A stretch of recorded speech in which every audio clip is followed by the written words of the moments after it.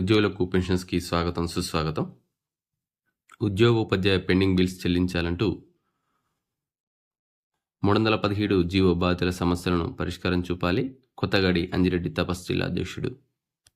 So ఈ వార్త చూసినట్లయితే మనకు కలెక్టర్ గారికి వినతి పత్రం అందజేసినటువంటి నాయకులు తెలంగాణ ప్రాంత ఉపాధ్యాయ సంఘం వికారాబాద్ జిల్లా శాఖ ఆధ్వర్యంలో జిల్లా కేంద్రంలో ఆర్డీఓ కార్యాలయం వికారాబాద్ వద్ద ధర్మాగ్రహ దీక్ష మంగళవారం చేపట్టారు. ఈ సందర్భంగా తపస్ జిల్లా అధ్యక్షుడు కొత్తగూడ అంజిరెడ్డి మాట్లాడుతూ ఉద్యోగ ఉపాధ్యాయుల సమస్యలను వారికి అయితే వివరించడం జరిగింది.